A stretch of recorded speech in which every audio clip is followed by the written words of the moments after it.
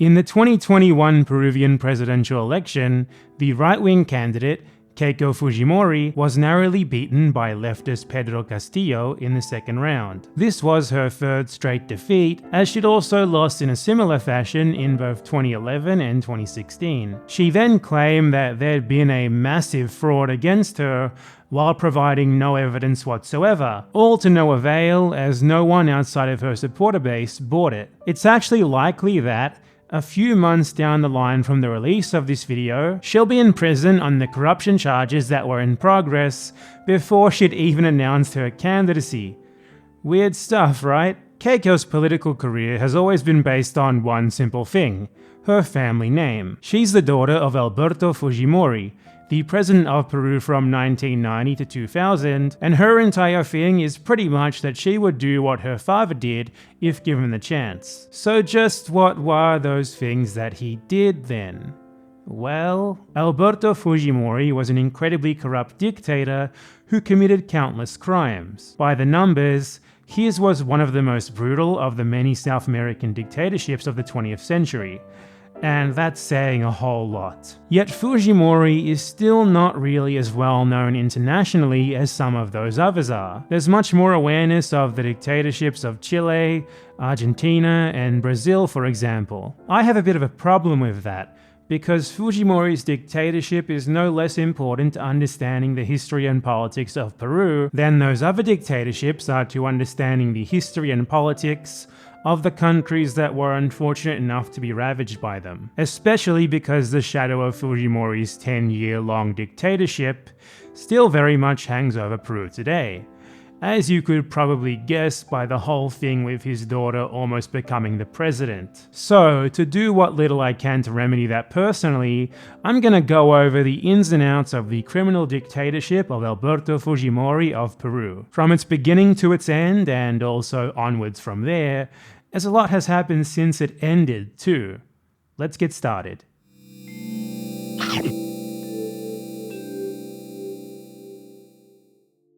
Peru was ruled by a series of military dictatorships from 1968 until 1980, when they finally gave up power and allowed a new civilian government to be elected. This also happens to be the very same year in which a brutal civil war began. The state had always abandoned most of its rural citizens, and the discontent this caused had finally come to a head, leading to the rise of a number of militant revolutionary movements. The most prominent of these was the fanatical, mass-murdering Shining Path, whose rise and fall I've covered in depth in another video that I definitely recommend you check out after this one. The Peruvian state and the Shining Path terrorized those who were caught in the middle of their conflict, especially the country's most marginalized populations in the majority rural and indigenous south. Of an estimated death toll of upwards of 60,000, 75% were from the Quechua-speaking minority.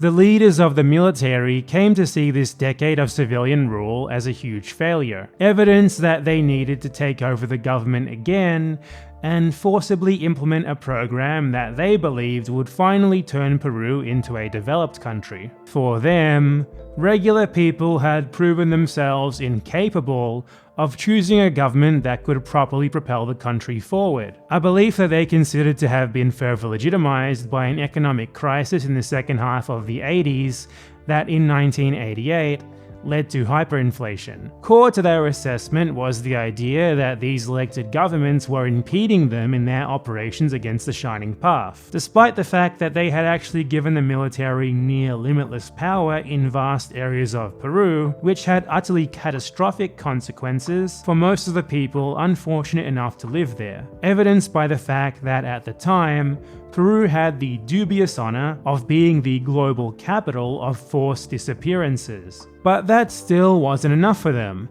They wanted to get even more brutal, and not just against the Shining Path, but also against pretty much anyone they considered an enemy or an impediment to their goals. In 1989, this culminated in a secret meeting of the military high command. There, they drafted Plan Verde, or Plan Green in English, a detailed outline of their plan for the country's future. They agreed that they should install what they called a civic military government under a regime of directed democracy, though it was not really to be democratic in the slightest. Rather, they wanted a civilian figurehead to be their puppet, as they considered keeping up a facade of democracy to be very important. It was obvious that a return to overt military governance wouldn't have been very popular in Peru. It also would have alienated them from international support, as military dictatorships in the style of the 70s and 80s were now considered to be a bit of a bad look by those who'd previously backed them,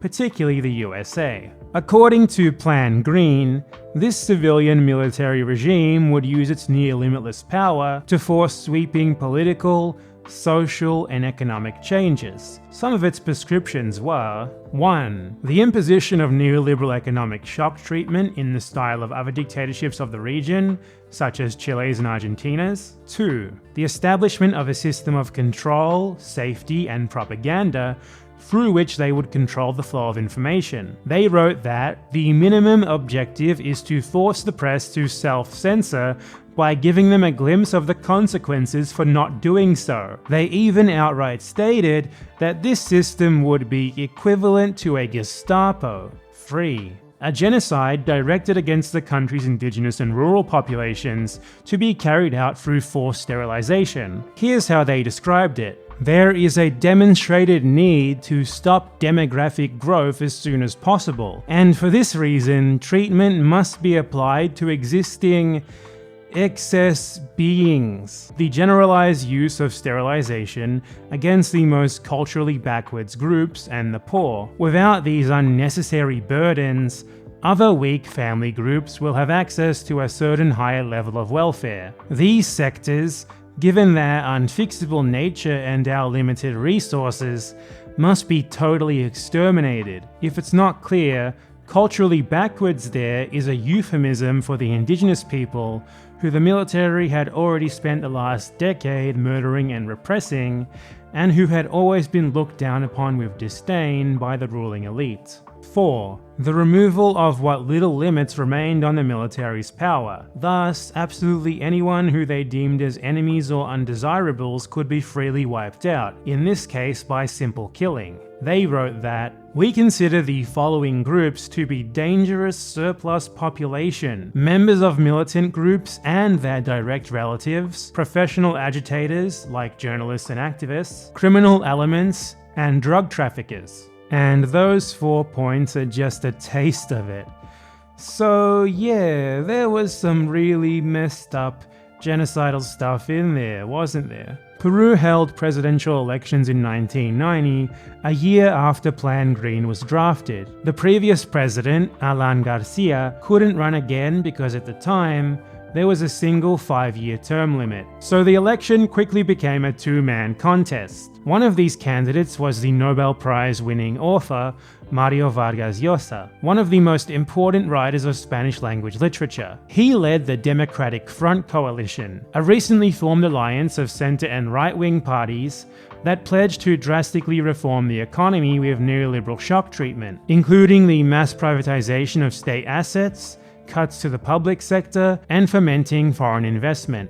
Vargas Llosa's immense recognition as a writer and public intellectual was thought to be a big advantage for his candidacy, but it actually ended up working against him. Given the state of chaos that the country was in, people were quite understandably disillusioned with traditional politics, which had been dominated by European-descended elites ruling on behalf of a small minority. Vargas Llosa's personal association with these elites, along with the fact that his party was full of them and his policies clearly favored them, led to him being seen as basically just their representative, which is fair because that's what he was, and he made no attempts to hide it. Alberto Fujimori, on the other hand, was the complete opposite. Fujimori was a total unknown, a career agricultural engineer entering politics for the very first time. He shot onto the scene out of nowhere as the leader of the Change 90 party, created specifically for his candidacy. He positioned himself as being against the country's traditional politics, someone who was new,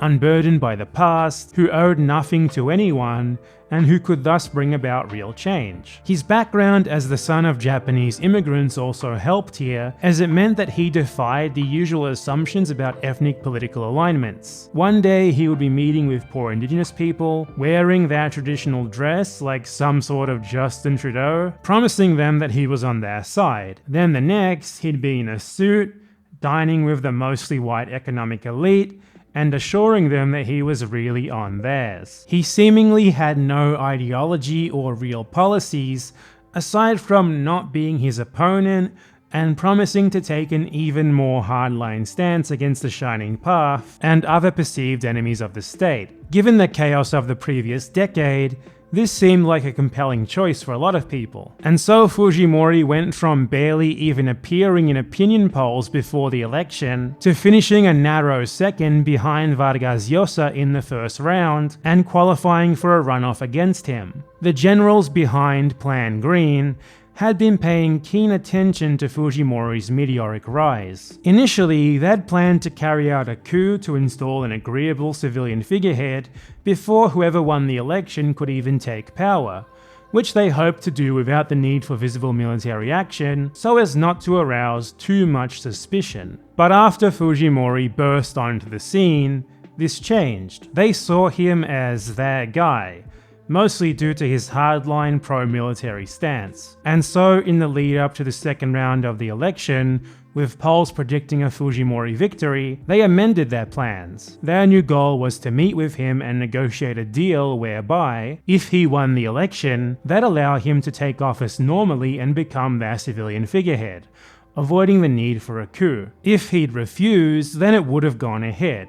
Anyway, so Fujimori won the second round in a landslide, and then he assumed the presidency without any impediment from the generals. Then, 100% coincidentally, just 2 weeks after taking power, Fujimori did a complete 180 on the anti-neoliberal stance that he had campaigned on, and adopted Vargas Llosa's economic policy to the letter. He even hired some of his opponent's economics team as his own, which all just so happened to align perfectly with what Plan Green had prescribed. This shock treatment was implemented without much public outcry, despite Fujimori having promised not to do anything of the sort, and despite it having immediate catastrophic consequences for the poor, as drastic neoliberal reforms tend to. This was made possible by a number of factors. First, people were not only tired of the violent chaos of the previous decade and sapped of much of their will, but they were also afraid of taking to the streets to protest against the government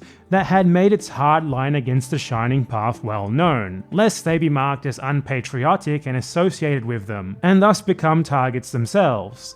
So there was simply little appetite for immediate resistance. Even organized groups that were usually very combative, like labor unions and social organizations, decided to just wait and see what happened, especially given that this shock treatment quickly ended the hyperinflation of the years prior, which resulted in a sudden sense of relief that numbed people to the threat of its longer-term consequences. Fujimori also successfully spun these measures as an attack on corrupt politicians and their cronies. He insisted that he was not actually favoring big business and foreign capital, despite having said that his opponent was planning to do so with these exact same policies back during the election campaign. Rather, by privatizing state assets, getting rid of subsidies, etc., he was cutting the state down to size, and by extension, removing the privileges of those who'd profited of government corruption. And lastly, there was just no real capable formal opposition to him. Vargas Llosa's alliance agreed with Fujimori's neoliberal turn,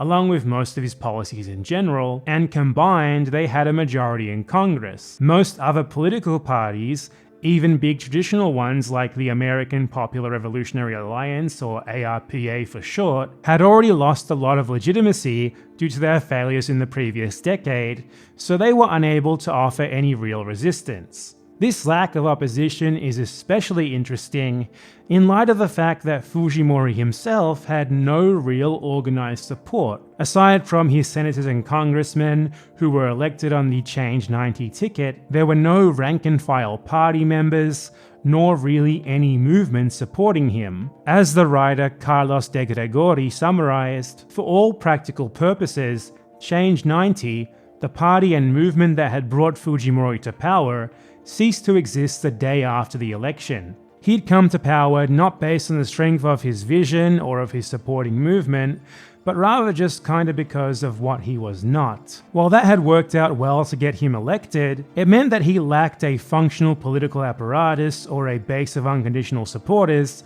like more traditional political parties tend to have. He was not, in practice, Alberto Fujimori of the Change 90 party, rather he was simply Alberto Fujimori. And in his public speeches, he constantly derided the very concept of political parties themselves, and really any sort of political organization at all, as if the very notion of participatory politics was to blame for corruption, ineptitude, and inefficiency. This was part of his strategy to lead people towards the idea that everything would be better if instead of all that, people just trusted in him and his hand-picked circle of elite advisors to make all the decisions on their behalf, with no input from the public required. This also helped to distract from the less palatable effects of his economic shock treatment, as he successfully managed to keep public attention focused on his opponents. He was doing everything that he possibly could to prime the public for his near-total seizure of power that was soon to come,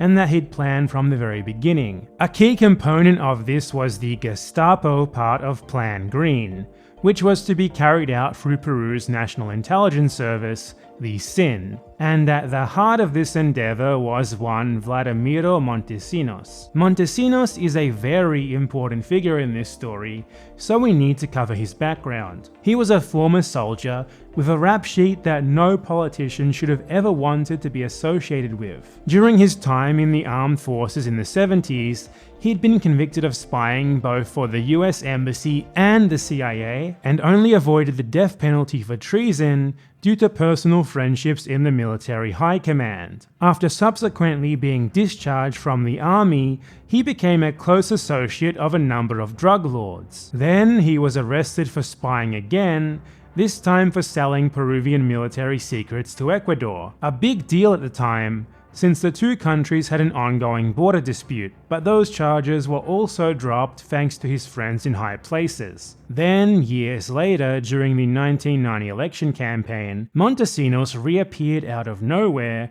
and became Fujimori's right-hand man, practically overnight. How or when these two had first met is not exactly clear. Regardless, Montesinos immediately took charge of the SIN and got to work on greatly expanding it. It was to be not just a state intelligence agency, but also a political police force, a paramilitary death squad, and propaganda apparatus over which they had complete control. Through the illicit siphoning off of millions upon millions of dollars in state funding, the SIN quickly expanded and became the backbone of Fujimori's government, core to manipulating public opinion and silencing his opponents by any means necessary. It's also key to the story of Plan Green. Sometime in 1991, Montesinos and Fujimori decided to edit the plan to their own liking. The two of them agreed with most of it, hence why they'd immediately taken to implementing its key points. But they were not prepared to be mere puppets of the military high command,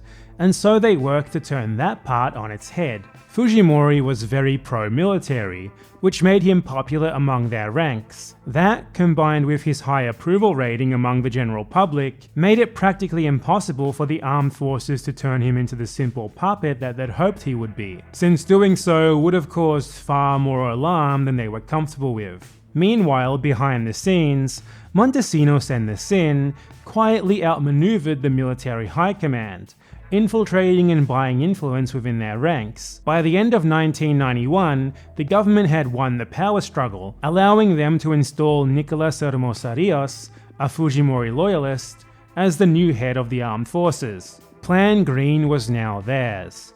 It was not going to be carried out by the military commanding a civilian, but rather by a civilian commanding the military.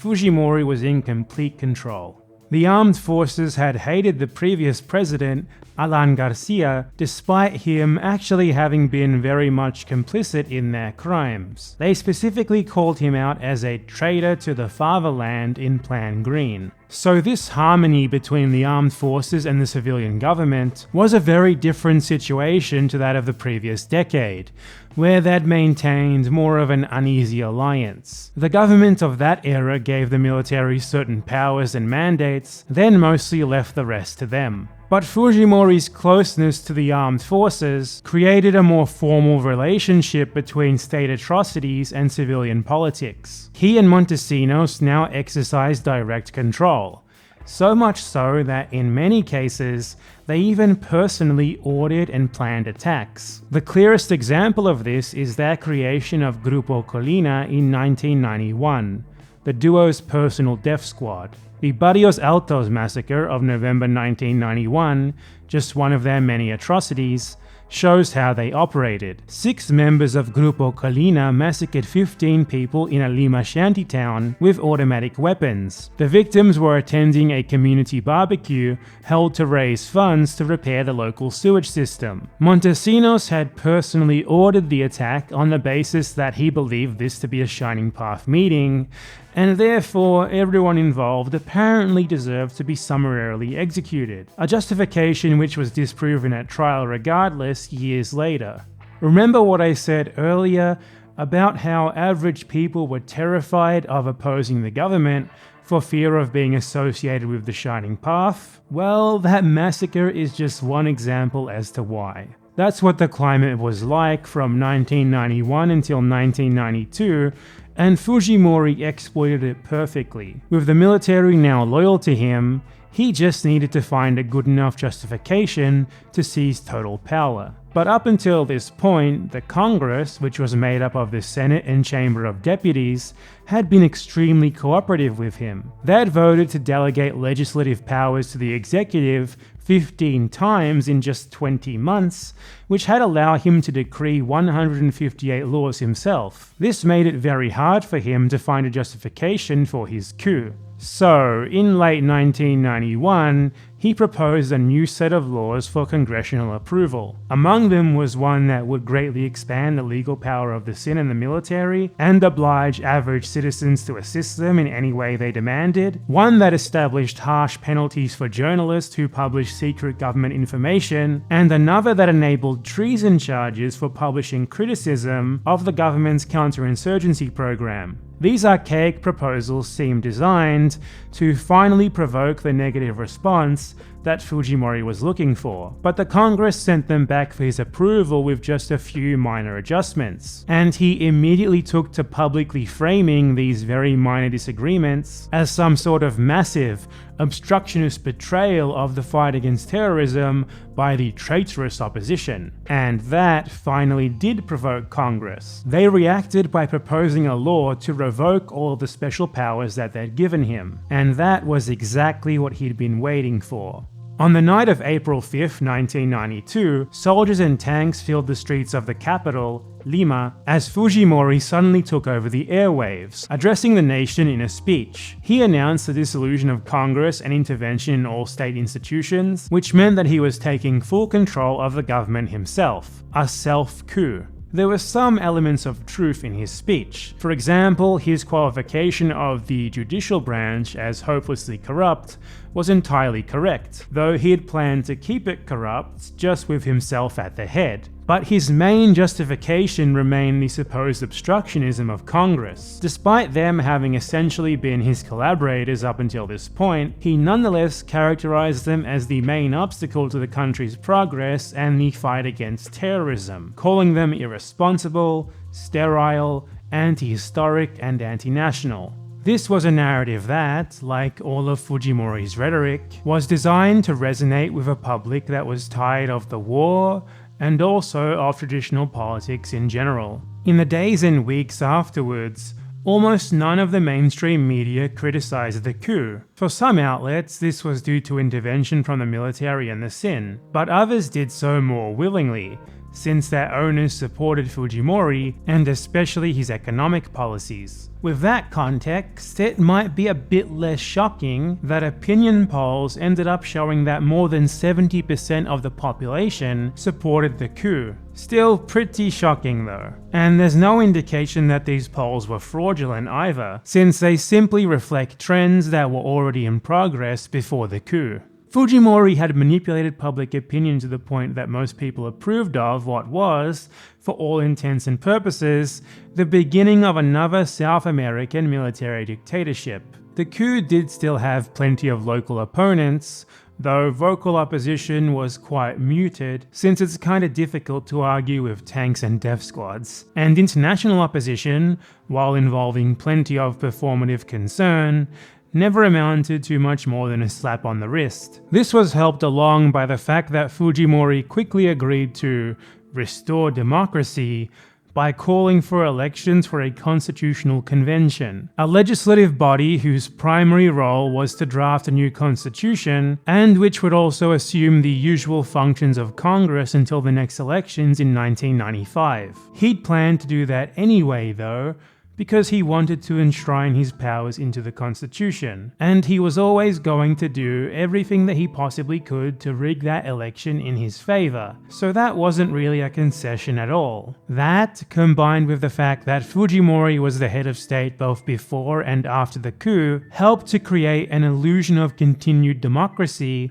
that, in truth, wasn't there at all. But it was more than good enough for the biggest international players, chief among them the USA and the Organization of American States. They strongly approved of Fujimori's economic policies, and he was also a key ally in their international war on drugs, so they were more than willing to turn a blind eye to him becoming a dictator, provided that he kept up a surface-level appearance of liberal democracy. And if that all wasn't already enough, he also got an incredible stroke of luck, literally right before the elections for the Constitutional Assembly. In September 1992, a long-running operation which had begun before Fujimori was ever elected, managed to track down and capture the Shining Path's leader, Abimael Guzman, who had been hiding out in a safe house in Lima. This, for all intents and purposes, meant that the civil war was as good as over, because the Shining Path were completely dependent on him, so they immediately became much less of a problem for the state,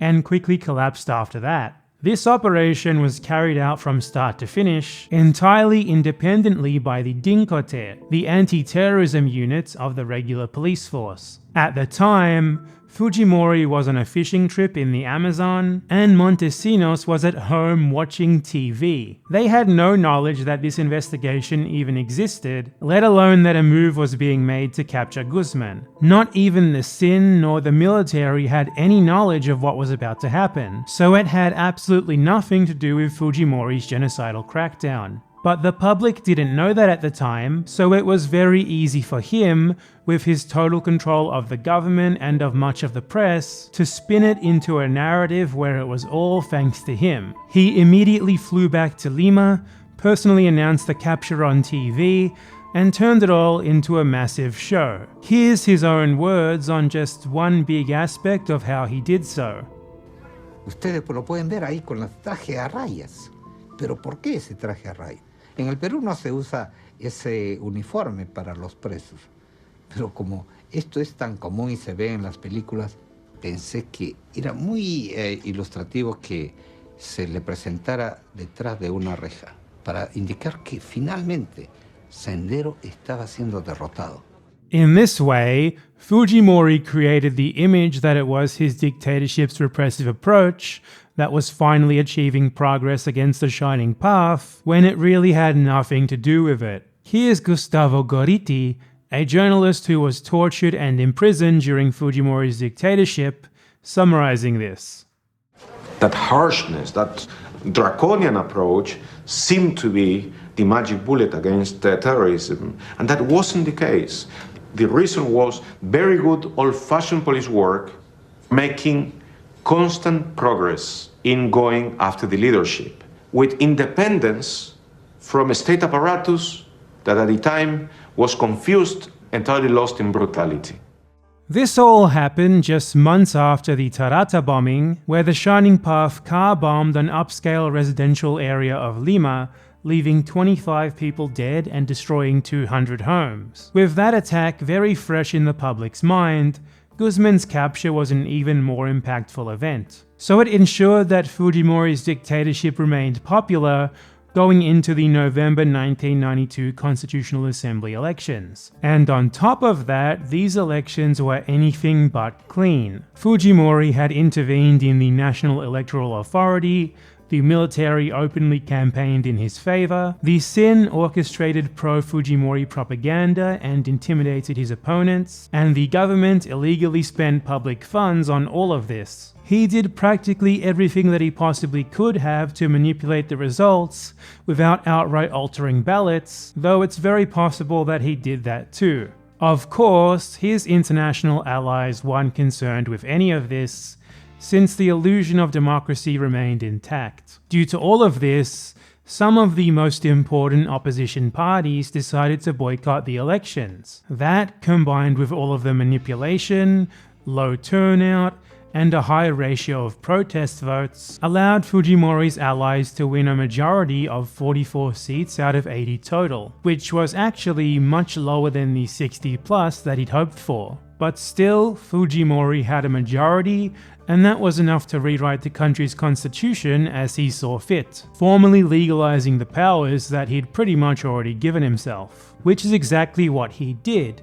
The new constitution concentrated even more power into the executive branch and abolished the Senate, leaving Peru with a unicameral Congress and a much more centralized political system. It also enshrined his economic policy into law, increased the power of the military, and enabled presidential re-election for a single term, among other things. While all of this was going on, Fujimori and Montesinos' list of atrocities was getting longer and longer. Grupo Colina committed at least 6 more massacres and countless assassinations in 1992 alone. The military was cracking down harder than ever before on whoever it pleased, and dozens of critical journalists had been imprisoned, tortured, and or threatened. Gustavo Gorriti, who I showed talking a few minutes ago, was one of them. In retaliation for exposing Montesinos' links to drug traffickers, he was kidnapped by Grupo Colina, who had planned to execute him. His life was only saved because his wife managed to draw international attention to his case, which forced the government to release him,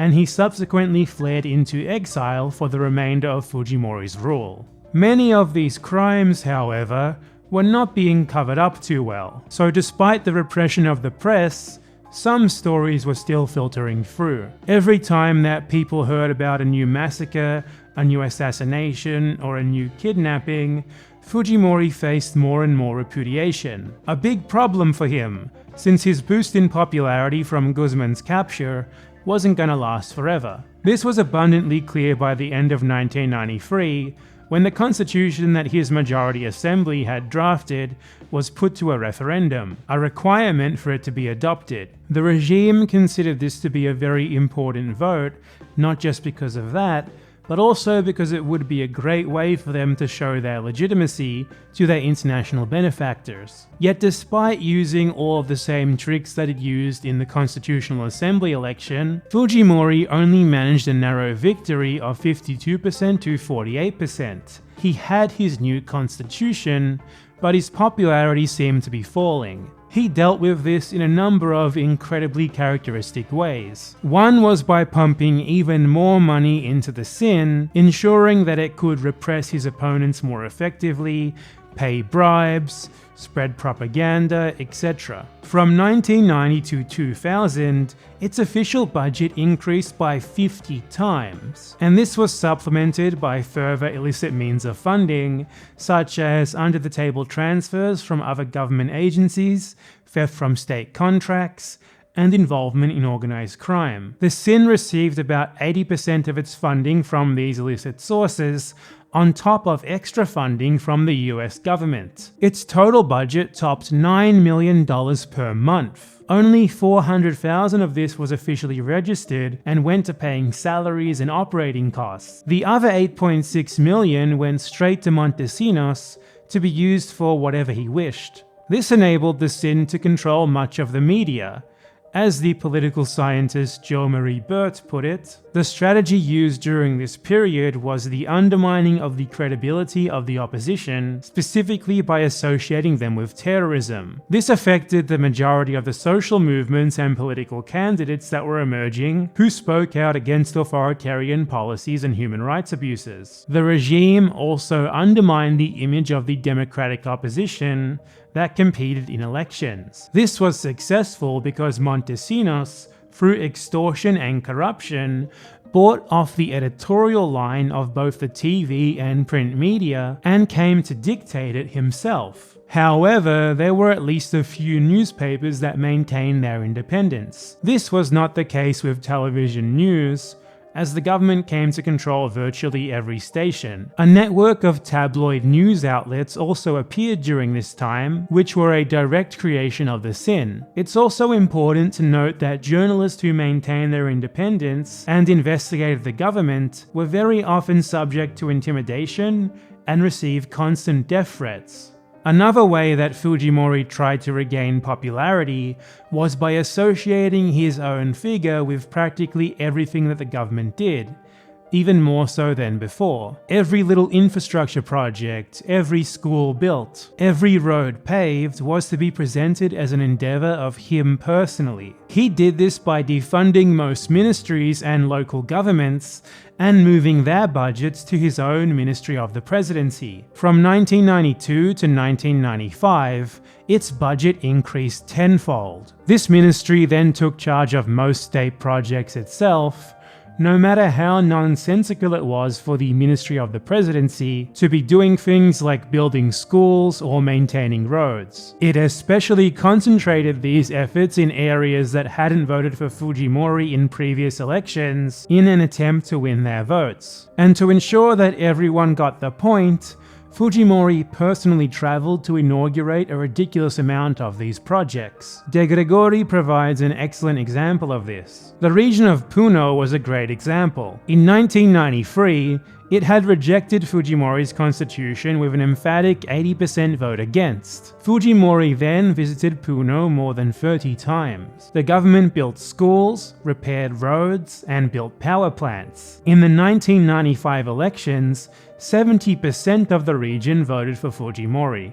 Another way that this advantaged Fujimori is in how it completely screwed over regional governments, most of which were headed by his opponents. Their budgets being diverted made it look like they weren't doing anything anymore, when really they simply had no more money. And he did this a whole lot because his own candidates simply could not win regional elections. Fujimori's popularity was limited solely to himself. A great example is how his personal friend, Jaime Yoshiyama, lost the 1995 mayoral election in Lima, despite Fujimori campaigning for him heavily and throwing all of the same state resources as always behind him. Fujimori reacted to this by defunding the municipality of Lima and naming Yoshiyama as the Minister of the Presidency, which gave him powers that superseded the mayor, allowing him to basically govern the city anyway.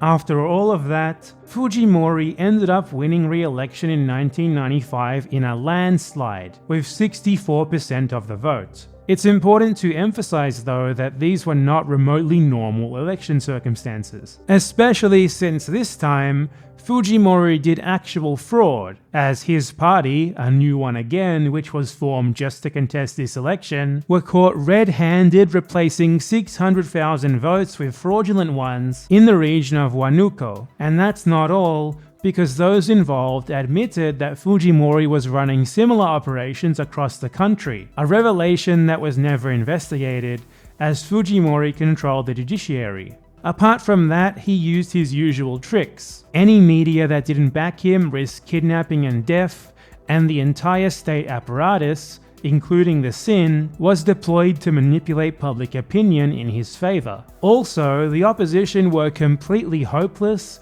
and failed to offer any real alternative at all, which compounded things even more. It's impossible to say whether Fujimori would have won this election or not without the fraud. That would depend on just how much of it he actually did, which is impossible to know for sure, as he made sure that the evidence would be lost to time. But still, honestly, even without the fraud, it seems likely that he would have won anyway, because even if we estimate that, say, half of the votes for him were fraudulent, he still got more than double the second place candidate's vote count.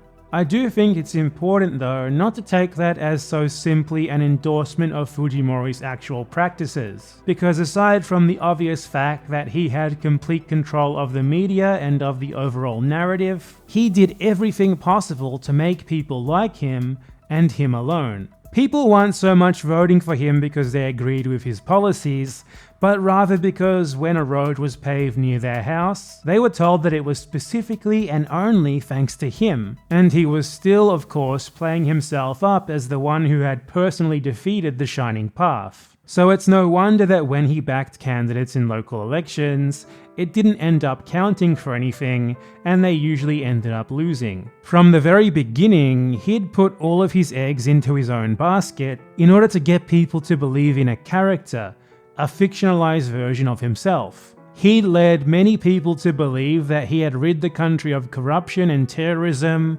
when in reality, he was by far its most corrupt politician and its #1 terrorist. It was that false image that people approved of far, far more than his actual actions, especially since most of said actions were not actually well known yet, because behind that facade was an exhaustive list of abominable, brutal crimes, which the public was soon to finally realize. Immediately after having threatened, manipulated, and defrauded his way to victory in the 1995 election, Fujimori abandoned whatever little auspices of being beholden to public opinion that he'd maintained. He now had a huge majority in the new unicameral Congress that his constitution had created, and since this technically kept up the flimsy appearance of liberal democracy that his international allies had demanded, he took it as a license to do whatever he wanted, even more so than before. The most egregious example of this came after the crimes of his Grupo Colina death squad became public knowledge. This caused a massive outcry which forced the military to put its members on trial. The evidence against them was so overwhelming and well known that even a military court had little option but to imprison them. They were painted in this trial as rogues with no wider connections to the military high command, the government, or its campaign of mass repression. Fujimori, however, had other ideas. Even the military's own solution to this problem went too far for him, so he finally decided to just not even bother keeping up appearances anymore. He passed a blanket amnesty for all human rights abuses committed by the state from 1980 to 1995, meaning not only that abuses committed during that period could not be prosecuted in the future, but also that all convictions were null and void. So Grupo Colina, along with other jailed soldiers and police, were immediately released. This resulted in a huge public backlash, despite the risk for speaking out against it. The polls reflected this, showing that 78% rejected the amnesty. Fujimori had hoped that the capture of Guzman would legitimize any further measures that he ever took in the name of security, but his capture had actually neutered the Shining Path, so the public just wasn't buying the fight against terrorism narrative anymore. Even with the media blackout, most of the terrorism that they were still seeing was the government's. In fact, it was laid bare during this period that most of Fujimori's supposed legitimacy had come simply from his anti-terrorism rhetoric. People were now much more concerned with other things, like the health of the political system itself and their own economic circumstances. Fujimori flagrantly disregarded the former concern by having a law passed that enabled his indefinite re-election, despite the fact that even his own electoral tribunal rejected it and that public opinion was completely against it. This brings Plan Green back to mind.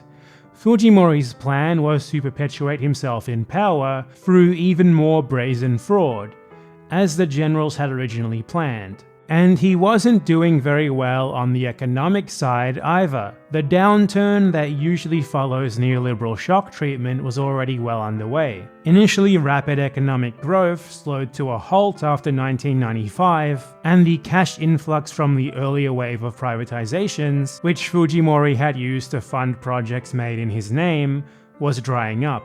Things failed to get better since Fujimori chose to simply ramp up his repression instead of changing course, leading to an economic crisis in 1998, which compounded with other events during this period to put the final nails in the coffin of his attempts to positively manipulate his image.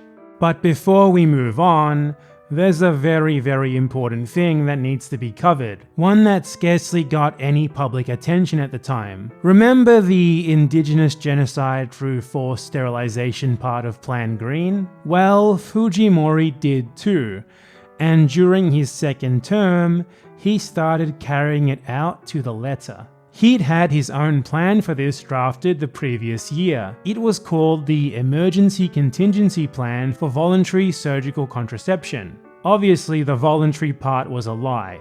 Part of the text for this plan was lifted directly from Plan Green. For example, the bit about sterilizing excess beings who were culturally backwards was ripped from it without a single word being changed. Over the next 5 years, Fujimori personally oversaw a program that systemically targeted indigenous people, mostly women but also tens of thousands of men, for forced sterilization. A campaign that was helped along by US funding. Healthcare workers in majority indigenous regions were secretly given sterilization quotas that they would have to meet, and paid bonuses for each sterilization. They were also given incentives to use to draw in patients, such as offerings of food and clothes. Fujimori even developed a peculiar practice called Sterilization Festivals in order to bring in as many people as possible for mass sterilizations. Once the patients arrived, the need for informed consent was totally ignored. Everything possible was done to force them into a procedure, at the very least through pressure, threats, lies, and deceit, but also in many cases through physically forcing them, or by sterilizing people who had come in for unrelated procedures without their knowledge. By the end of this campaign, more than 300,000 victims, the vast majority indigenous, had been forcibly sterilized. This was one of the most cut and dry cases of genocide in recent decades, since it clearly qualifies under the preventing birth stipulation of the UN Genocide Convention. It clearly targeted a specific ethnic group, and the intent to do so was laid out in Fujimori's plan itself, while also additionally being implied in the incentives and quotas that he set up. Fujimori did a never-ending list of abominable things, but the unambiguous indigenous genocide that he personally orchestrated was probably the worst of it all. So let's move on in our timeline now. In December of 1996, the MRTA guerrilla group, one of the Shining Path's rivals, stormed and occupied the Japanese embassy in Lima during a party while it was full of hundreds of important dignitaries. The MRTA took them hostage, demanding the release of the group's prisoners. This crisis lasted for months. The government put on a facade of wanting to earnestly negotiate with the militants, while actually having been planning a military solution the entire time. 5 months later, in April 1997, an army commando unit finally stormed the embassy, taking the militants completely by surprise and killing all of them. Some of them had survived the battle and surrendered, but were then summarily executed on Fujimori's orders. Only one hostage was killed during this entire affair, and not by the MRTA. Rather, he was shot to death accidentally by a commando. After this bloody event, Fujimori personally went to the Japanese embassy and did something that I think really just perfectly encapsulates everything about him, from his psychopathic brutality to him trying to take personal credit for absolutely everything he possibly could. First, he paraded around the surrounding area as if he was the captain of a sports team that had just won a trophy. Then he walked amongst the bullet-riddled bodies of the militants, posing for photos and news cameras along the way. He practically reveled in the bloodshed.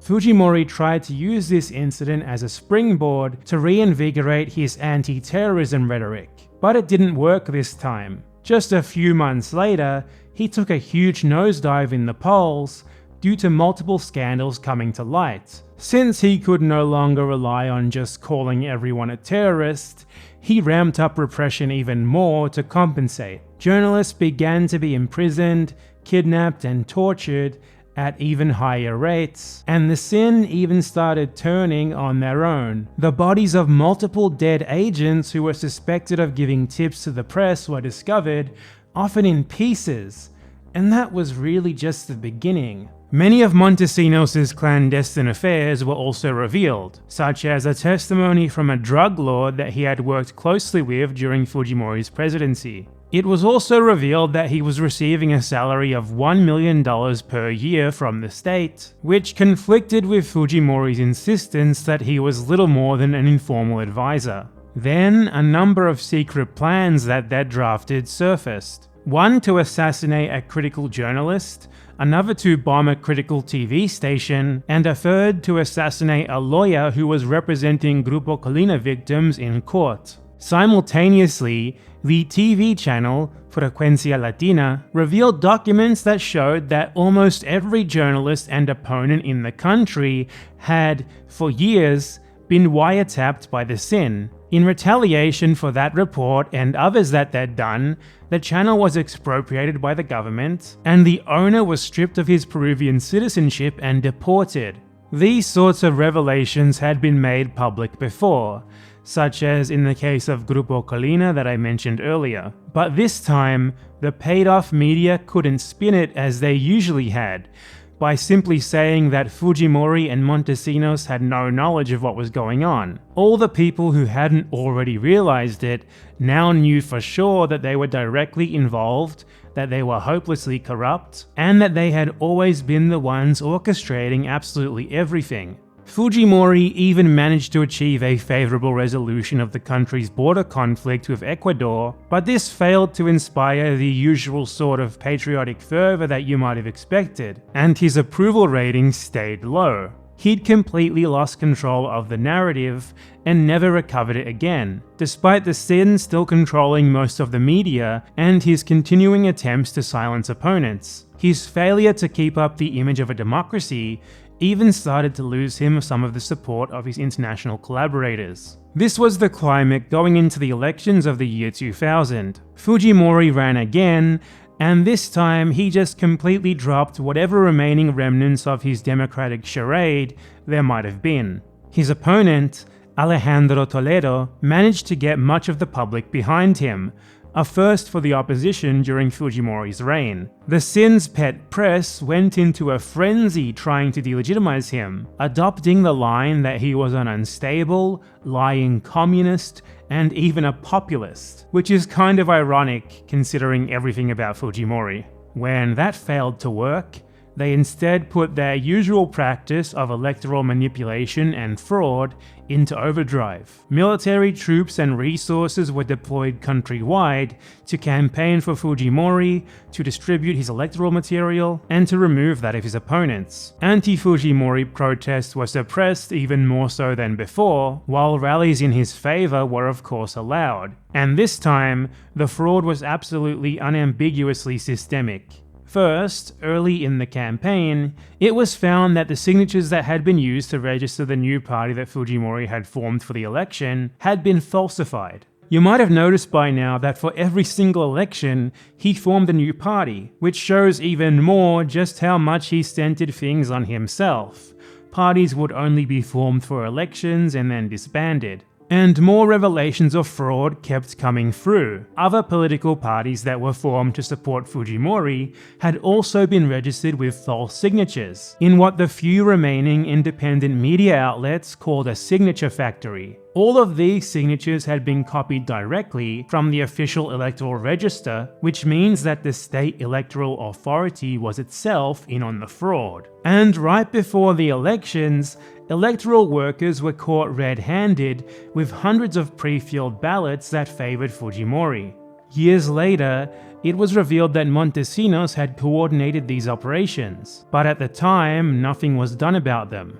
Fujimori had the story suppressed, and the electoral authorities, who were firmly under his control, declined to properly investigate. Fujimori ended up, quote, winning, unquote, with both a much lower vote share and a much lower margin of victory than 5 years earlier, of 49% to 40%. The elections were marred by allegations of just about every deficiency you could possibly imagine. The Electoral Observation Group, Transparency Peru, listed all of those that they saw at the time. Alteration of results, voter suppression, attacks against the ability to vote freely, violations of the secrecy of ballots, involvement of government functionaries who were not electoral workers, irregularities in electoral advertising and material, partisan use of state resources, replacement of voters, problems with the electoral registry, bias of the electoral authorities, harassment of candidates, and harassment of observers. They then summarize the elections as having been structurally fraudulent. So yeah, this second re-election was not exactly legitimate, to say the least. In light of all of this, the opposition quite rightfully refused to accept the results. They decided to boycott the subsequent second round runoff, which was needed since Fujimori hadn't reached 50% in the first round, instead taking to the streets and protesting for months on end, demanding Fujimori's resignation. This movement was far too large and popular for Fujimori to suppress, as he'd usually done, especially since there was a lot of international attention being paid to Peru in this moment. So Fujimori started losing much of his international support as a result, since the facade that he had been ruling legitimately had now been definitively destroyed. Though a big part of that can be attributed to the fact that the opposition had once more adopted his economic policies as their own, which made supporting Fujimori kind of redundant. It had taken them 8 years to finally call a spade and tacitly admit that he was a dictator, something which was already clear at least since the self-coup of 1992. The second round of the election took place in May 2000. It was a total farce due to the opposition's boycott, so Fujimori of course won. He quickly had himself sworn in for a third term, but massive continuous protests against him and international repudiation continued, which made his government unviable. In September, as a large part of the public continued to refuse to recognize his presidency, a series of videos surfaced which showed precisely just how Vladimiro Montesinos had been operating for all these years. It turned out that Montesinos himself had filmed every single clandestine meeting he'd ever held. These videos, which came to be known as the Vladivideos, showed him paying off the owners of television stations and newspapers to buy control of their editorial line, him paying off opposition congressmen to get them to defect to Fujimori's side, him paying leaders from the traditional political parties to get them to stop their criticisms, him delivering money to Fujimori-aligned mayoral candidates to illicitly fund their campaigns, he and allies planning the assassinations of inconvenient lawyers and journalists, him signing an agreement with the military high command to assure them that they wouldn't be prosecuted for human rights abuses. And that's just a sample of what they showed. Hundreds more were revealed, and later, Montesinos himself bragged that he had more than 30,000 of these videos. Fujimori's corruption was now so blatantly obvious that even his most ardent, die-hard supporters could no longer deny it. He still, however, tried to save face by acting as if he had no idea what his right-hand man had been doing with the hundreds of millions of dollars that he'd been giving him this entire time. So he disavowed Montesinos and called new elections. Montesinos reacted by immediately fleeing the country and then quickly returning. Scorned by his master, he'd planned a coup to take over from Fujimori, but that never materialized, and he soon fled the country again, this time to Venezuela. Fujimori also ended up having to flee as well a couple of months later, as practically everyone rejected his third term as illegitimate. He surfaced in Japan, whose citizenship he still held, from where he resigned as president by fax. Peru then held new elections in April 2001 without Fujimori, which Alejandro Toledo won. Meanwhile, Montesinos was captured and extradited from Venezuela to face trial at home for basically every charge you could possibly imagine. He's since been found guilty on many different charges, among them being one for 25 years for Grupo Colina's massacres, which was handed down in 2010. Funnily enough, he's imprisoned at the Callao Naval Base Prison, a maximum security military prison which he built himself and which he today shares with another famous inmate, Abimael Guzman. Montesinos has faced many more trials since. There's so many charges against him that he's still in court at least a few times per year. Fujimori's capture was more complicated, however. He became something of a celebrity in Japan, where he was admired for being a member of the diaspora who'd become the president of a foreign country, as well as for his resolution of the Japanese embassy hostage crisis. Since Japan has laws against extraditing its own citizens for trials in other countries, he was safe from the laundry list of charges that faced him in Peru for as long as he stayed there.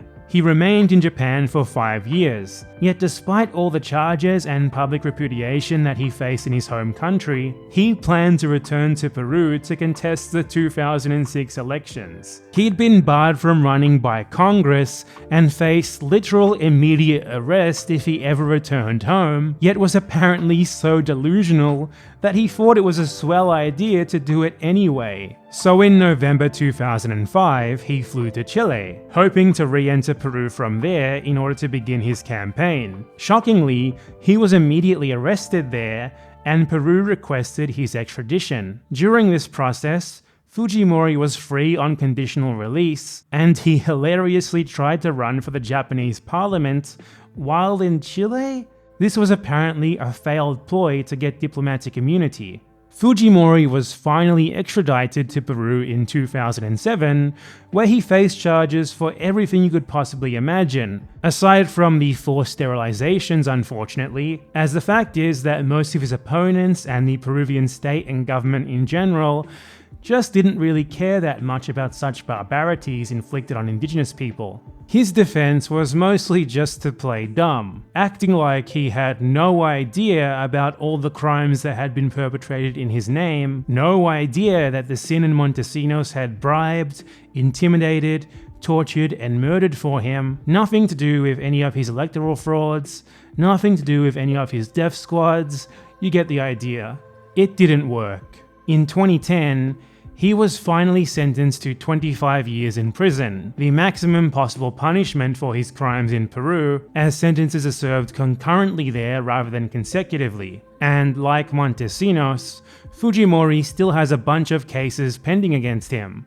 That's not the end of the story though. Remember Keiko? That's her by her dad's side campaigning with him back in 2000, by the way. Well, after Alberto Fujimori was imprisoned, she and the rest of the Fujimori family, including his son Kenji and his brother Santiago, took up and continued his presidential legacy. Keiko has since come third in 3 straight presidential elections, and Fujimorism has consistently been one of the largest opposition forces in Congress. Though it's also very important to note that Peru's 2-round electoral system often results in a very split first-round vote, so most people in the second deciding round aren't actually voting for their first choice, which can make Fujimorism seem significantly more popular than it actually is. In the 2021 election, for example, Keiko finished in second place with only 11% of the first round vote. Their congressional power allowed them to force former President Pedro Kaczynski, who had beaten Keiko to the presidency in 2016, to pardon Alberto Fujimori for his crimes in 2017, though this was overturned by the courts the next year, as the Supreme Court decided that convictions for crimes against humanity cannot be pardoned.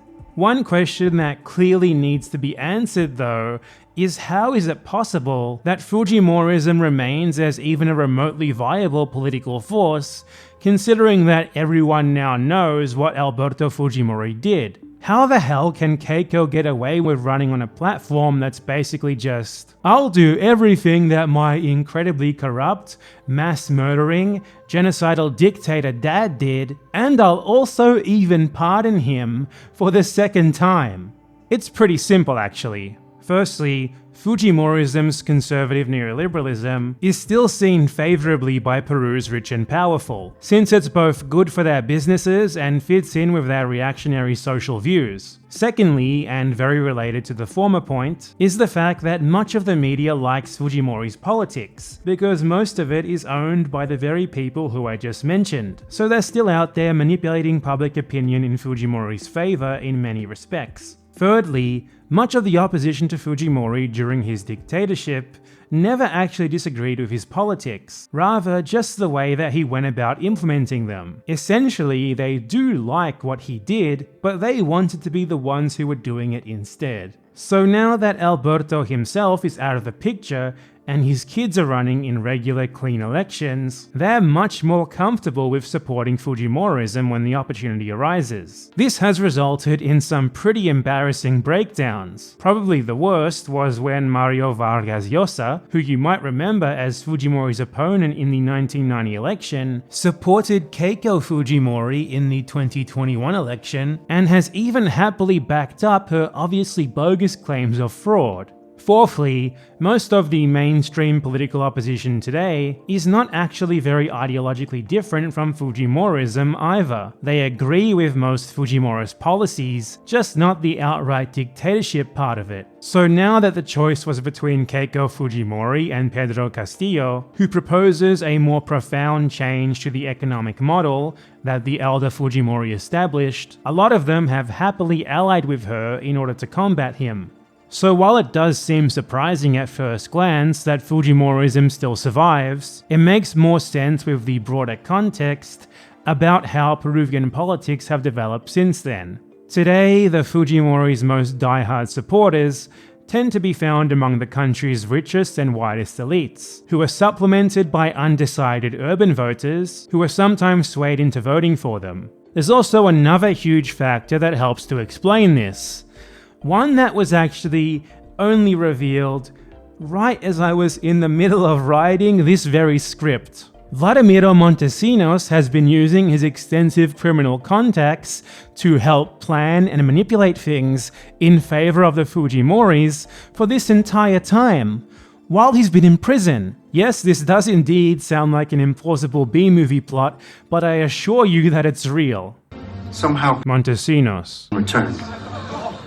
So, to recap, on June 6, 2021, Pedro Castillo narrowly beat Keiko Fujimori in the election by 44,000 votes. Keiko then immediately began a campaign to overturn the results, doing everything that she possibly could to cast doubt on their legitimacy, despite there being no proof whatsoever and all international observers confirming the election as legitimate. She then held daily rallies and mounted dozens of different legal challenges. There was also a credible threat that a violent coup would be carried out if Castillo was sworn in as president. A big part of her personal motivation for this is the fact that she's pretty much guaranteed to go back to jail for corruption if she's not elected president. Then, on June 24, 2021, recordings of calls that Montesinos had made from prison to a contact on the outside were released to the public by former Congressman Fernando Oliveira, the same guy who had released Vladimir Montesinos' videos 20 years earlier.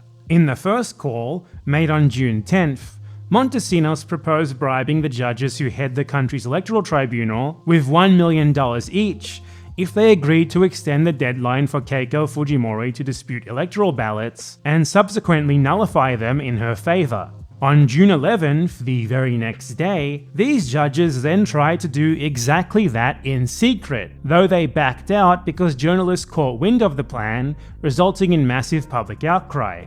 After that plot failed, they then tried a new strategy. A letter signed by retired military generals, many of whom were active during Fujimori's government, was delivered to the Ministry of Defense, threatening a coup if Pedro Castillo was sworn in as president. The second recording is of a call that took place on the 23rd of June, a few days later. It seems to imply that Montesinos had planned that coup threat. He laments that the maneuver had failed to gain support, and says that now the only option remaining to keep the girl out of prison was to intensify their manipulation of the courts. Montesinos' meddling was so hands-on that he apparently even personally organized some of these protests against the election results. And guess what? These calls were made from the phone line in the prison warden's office. So Montesinos is quite clearly a prisoner who has some very special privileges. The day after these audios were revealed, the Navy, who run the prison where Montesinos is held, released a statement claiming that Montesinos had only been granted permission to call family, which he then abused to call this contact without anyone knowing. They affirm that he had only been allowed 2 calls total during the month of June, and not 1 more, and just ignored the whole thing about him somehow making these calls from the warden's office. Well, the next day, IDL Reporteros, Peru's most well-regarded investigative journalism outlet, who, get this, are run by Gustavo Gorriti, the journalist who I mentioned earlier twice. It's amazing how much of this links back to Fujimori's presidency, right? Revealed that the Navy had lied. Montesinos had actually made 17 calls from the warden's office alone in June alone. A few days later, La Repubblica reported that Montesinos had 3 different cell phones from which he'd been making even more calls. The Navy so flagrantly lying, possibly to cover their own ass, but also possibly to cover for Montesinos, certainly seems to imply something about the power that he still holds. Those are just the calls that we know of, ones that Montesinos made to just one single contact, Pedro Rejas, an ex-commando who was a participant in the storming of the Japanese embassy and a close personal friend of the Fujimori family. He'd become worried about potentially being arrested for corruption, so he decided to leak these audios to the media. He alleges that he's been in contact with Montesinos regularly since 2012, and that he's even visited him in prison, where the guards just let him enter without any sort of registration after confirming with Montesinos. Also, he says that Montesinos has 3 additional smartphones in his cell, through which he apparently controls a team of 100 people working around the clock to manipulate the nation's politics from an office in Lima.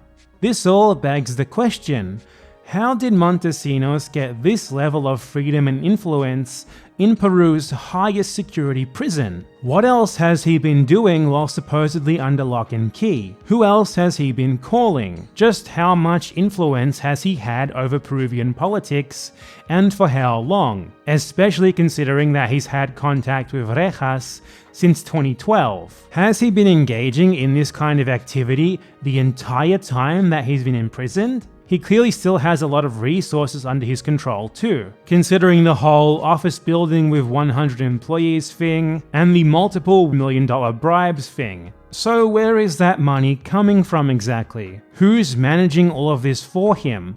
And is Alberto Fujimori in on it too? It seems that the rabbit hole goes pretty damn deep. These questions are just the start of it, and hopefully they end up getting the level of investigation that they deserve. If you're watching this video a few months or maybe even years down the line, I suggest that you look into what's been revealed since I filmed this. Perhaps the full extent of it has come out. At least I hope so.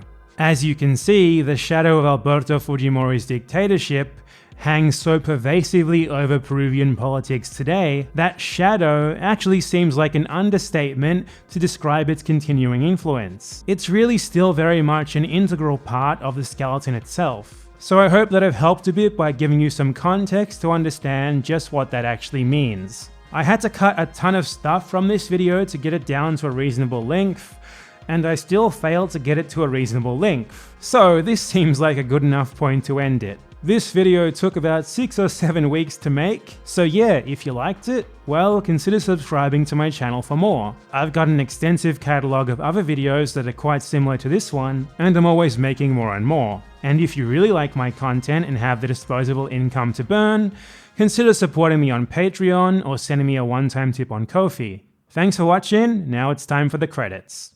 Thank you very much to all of my patrons, and especially my $25 plus patrons: Claudia, Brandon Flowers, William Tomlinson, My Name is Pronounced Like Neve, Evan Carroll, Darcius B, Brosnan, Benny G, Dusty, Mischief and Fins, A Big Mean Cat, Pote, Shub, Jel Cribson, Jesse Hosick, and my $10 plus patrons: Gosh Dang America, Can't Care Less, Ulschwitz Jib, Sean Paul Casina, Melissa Gomez, Zankuzeng, Christian Corniels, Esfa Pierre Louis, Roja, Rivas, Jackie T, Michael Strauss, JG, Jesse Zaleski, Nick Hall, Artemio Nelson, Insurgente, Christopher Strom, Raul Valles, Cab the Bird Ranger, Crouton and Baguette, Morimer, Mamushin, Koi S. Engel, Violet Rain, Cincione Brezgal, Industrial Robot, Umina Krisnetti, and Nico Del Sesto. Thank you all very much. See you next time. Thanks for watching.